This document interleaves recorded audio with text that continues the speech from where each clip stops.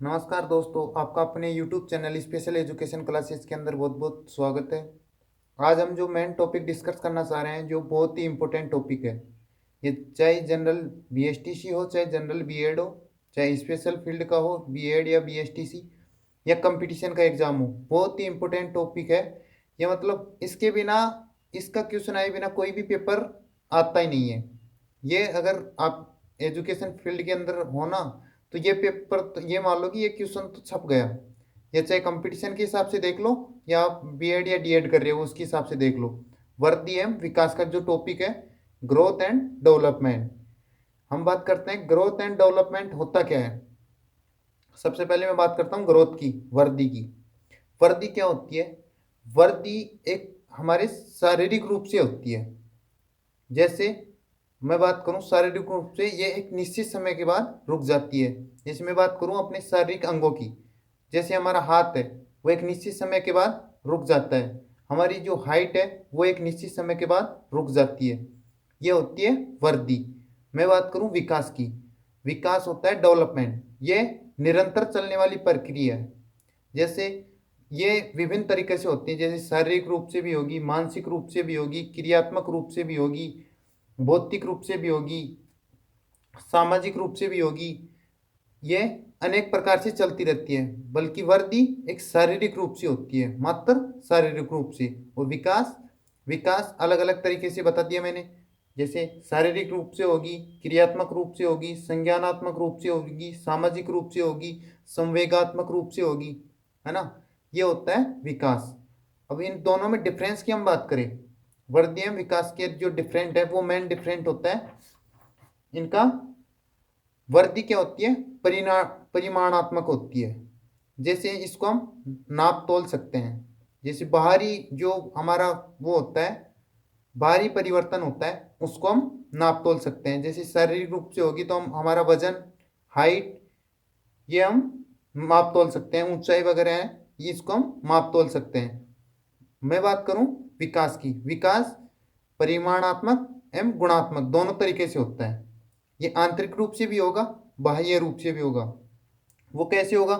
जिस कार्य करने की कुशलता हो गई, कार्य क्षमता हो गई, व्यवहार में सुधार, मतलब हम किस प्रकार से किससे कैसा व्यवहार करते हैं, ये आंतरिक रूप से होता है। ठीक है।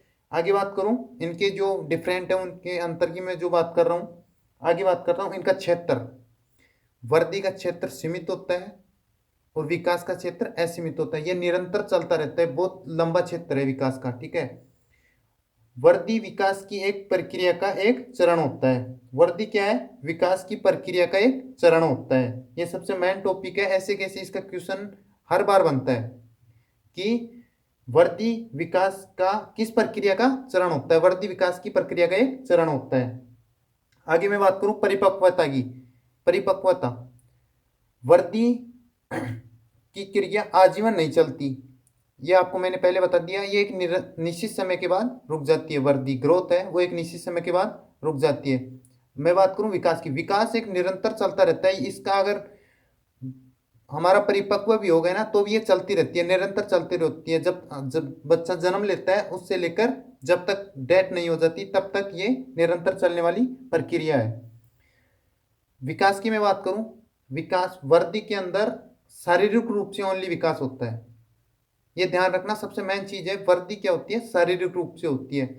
विकास ये शारीरिक रूप से भी होगा, मानसिक रूप से भी होगा, भाषिक रूप से भी होगा, संवेगात्मक रूप से भी होगा। अनेक प्रकार से चलती रहती है, यह निरंतर चलने वाली प्रक्रिया है। ठीक है। मैं बात करूं विकास के प्रकारों की। विकास के कौन कौन से प्रकार हैं? विकास के मुख्यतः 6 प्रकार होते हैं। पहला होता है शारीरिक विकास। शारीरिक विकास के अंदर जो बाह्य रूप से जो विकास होता है, वो तो वर्दी के अंदर आता है हमारा।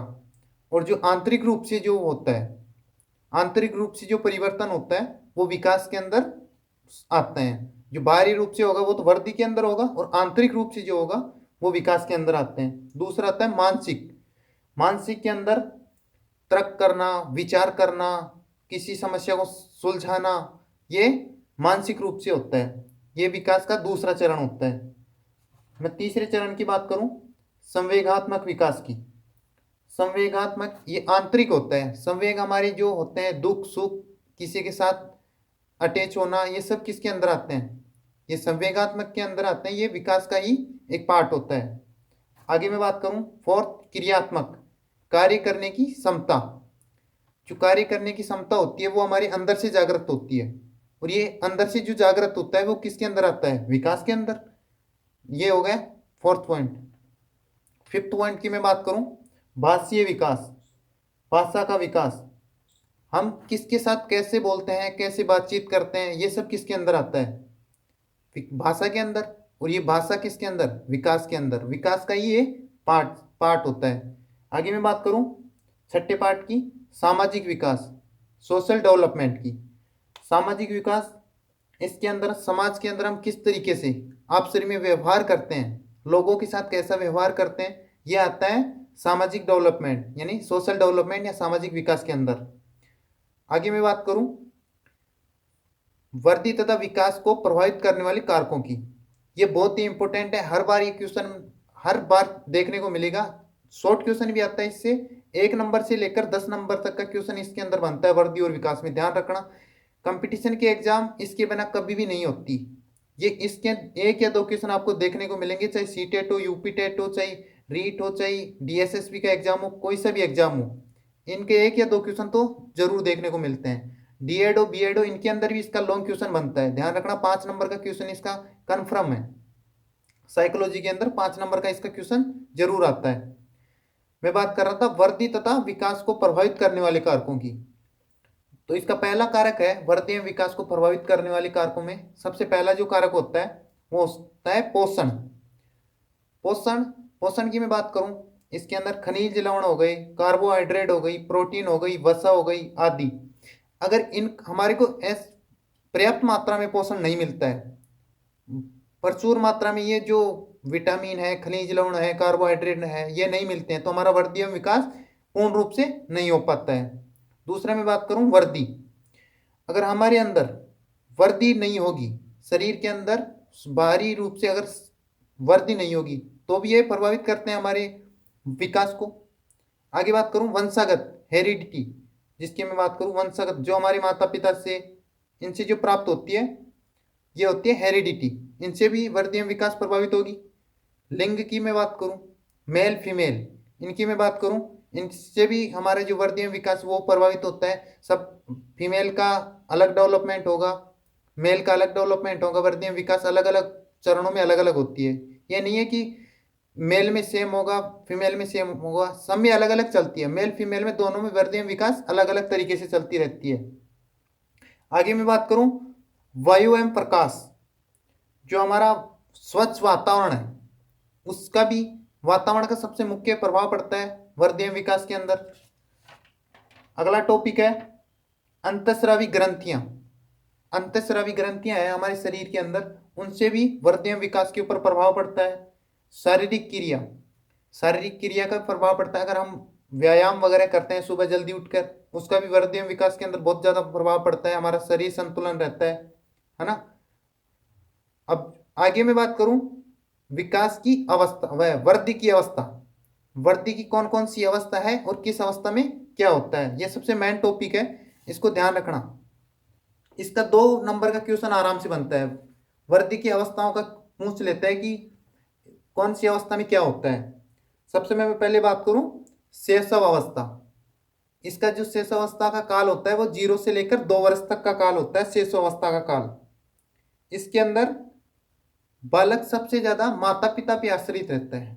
ये खुद अपने आप से कुछ नहीं कर सकता, ये सबसे ज्यादा माता पिता पे आश्रित रहता है। इसके अंदर शिशु के अंदर प्यार एवं स्नेह बढ़ाने की, मतलब प्रेम करने की, जो माता पिता से प्रेम करने की जो भावना होती है, ये विकसित होती है शैशवावस्था के अंदर। दूसरी आती है बाल्यावस्था।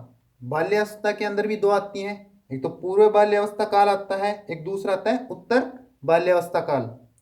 मैं पहले बात करूं पूर्व बाल्यकाल, ये 2 वर्ष से 6 वर्ष तक का काल होता है। ठीक है, इसमें नकल की प्रवृत्ति पाई जाती है। जैसा हम करते हैं वैसे कि वैसे बच्चा करना सीख जाता है, नकल करता है। कोई भी अगर हम कार्य करते हैं तो उसकी नकल करता है, नकल करने का कार्य करता है। उत्तर बाल्यावस्था का काल होता है 6 से 12 वर्ष, ये ध्यान रखना।